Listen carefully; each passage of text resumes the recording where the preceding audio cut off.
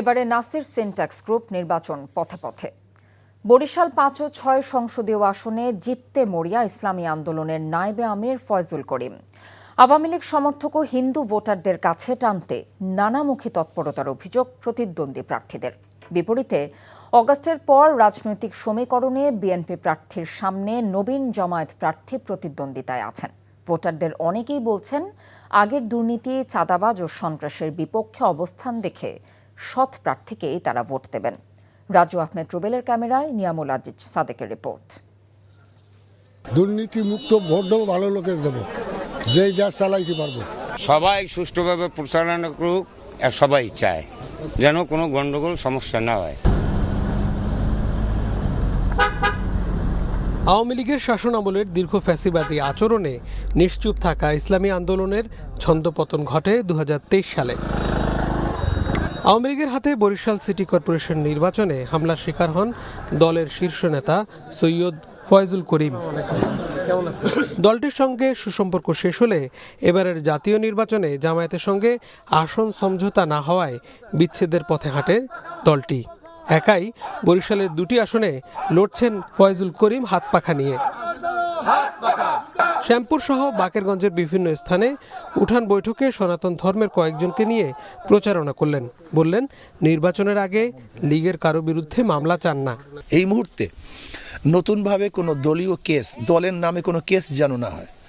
ধরে নেন আমার এক লোক, সে দল করে না, কিন্তু আওয়ামী লীগের নামে তাকে কেস দেওয়া হলো, আমি প্রমাণ করতে করতে আবার নির্বাচন শেষ হয়ে যাবে।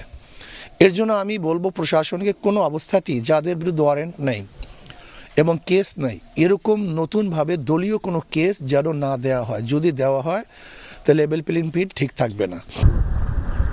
বরিশালের শেষ প্রান্তের জেলা বাকেরগঞ্জ উপজেলায় নদীকেন্দ্রিক বাণিজ্য আর যোগাযোগে সমৃদ্ধ। স্থানীয় শস্য আর আশপাশের গ্রামে নৌযান অন্যতম প্রধান বাহন। বাকেরগঞ্জের সবচেয়ে বড় বাজারে ভোর থেকে ভোটারদের কাছে যাচ্ছেন প্রার্থীরা।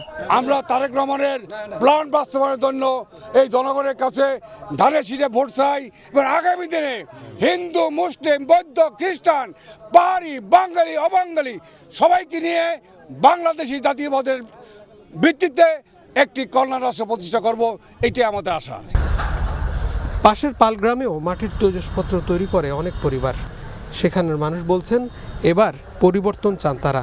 রাস্তাঘাট আমাদের এলাকার কিছুই হয় নাই, তো এবার একটা নতুন দল দেখবো, নতুন কাজ দেখবো। বাকরগঞ্জের মানুষ চায় যে সন্ত্রাস মুক্ত এবং ফ্যাসিবাদ যেন সরকার না আসতে পারে, বাকরগঞ্জের মানুষ সেইটাই চায় এখন। এবার শুধু উন্নয়নের আশ্বাসে ভুলতে চান না গ্রামবাসী, সৎ যোগ্য প্রার্থীর পক্ষে আওয়াজ তুলতে চান তারা। এখানের যে মানুষগুলো দীর্ঘদিন থেকে অবহেলিত এবং জর্জরিত নানা ধরনের অত্যাচারে, সে মানুষগুলো মুক্তি চান। তারা বলছেন, এবার ত্রয়োদশ জাতীয় সংসদ নির্বাচনে তাদের প্রার্থী হবে সুদ, ঘুষ, দুর্নীতির বিরুদ্ধে। তাদের পক্ষ হয়ে কথা বলবে আগামীর সংসদে। Niamul Aziz Sadek, NTV news, Bakerganj, Barishal.